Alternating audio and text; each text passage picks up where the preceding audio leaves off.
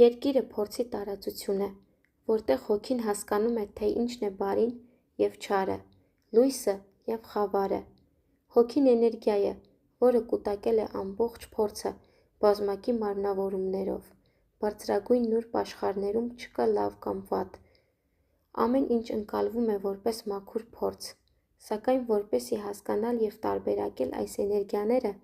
հոգին իջնում է նյութական աշխարհ, որտեղ մարմինը օգնում է նրան զգալ լույսի և խավարի սահմանները։ Այս ուսուցումը թույլ է տալիս հոգուն բարձրանալ նոր զարգացման մակարդակ։ Երբ ֆիզիկական մարմինը մեռնում է, նրա ետևից աստիճանաբար լուծվում են եթերային, մտավոր և աստրալային մարմինները։ Այն մարմինները, որոնք բաժանում էին աշխարհը հակադրությունների։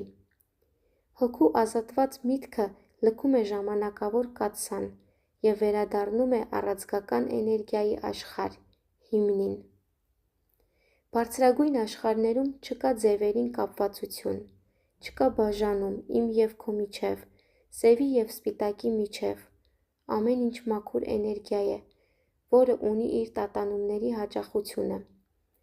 Իրենց այս հաճախությունը որոշում է այն տարածքը, որի մեջ հոգին կգնա, երբ կլքի աշխարհը։ Նուրբ աշխարհներում չկա պատիժ կամ դատապարտում, կա միայն բնական օրենքը՝ վեհացումը։ Հոգին ապրելով իր ճանապարհը նյութական աշխարհում ստեղծում է որոշակի էներգետիկ ռեզոնանս։ Այս ռեզոնանսն է, որ կառաջնորդի այնտեղ, որտեղ նրա տատանումներին համապատասխան էներգիաներ են գոյություն ունենում։ Երկիրը դպրոց է, որտեղ հոգին սովորում է տարբերակել լույսն ու խավարը, գոյության օրենքները։ Թույլ են տալիս մարդուն ինքնուրույն ընտրել, թե ինչին ձգտել՝ բարձր տատանումների լույսին ու սիրուն, թե ցածր հաճախությունների, որոնք տանում են ցավի աշխարհ։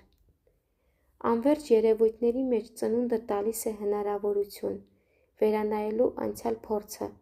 մաքրվելու և բարձրանալու ավելի բարձր։ Մենք նորից ու նորից հնարավորություն ենք ստանում վերածնվել, փոխակերպվել, հասկանալ մեր էությունը և դուրս գալ ցածրագույն աշխարհներից։ Ընտրությունը միշտ ձերն է, յուրաքանչյուր մարմնավորում բարձրանալու կամ ընկնելու, մնալ ցածր աստրալային շերտերում կամ շարժվել դեպի լույսի հրաբխային աշխարհներ։ Լսեք հոգուն, այն հավիտենական է, լսեք սրտին, այն գիտի ուր գնալ։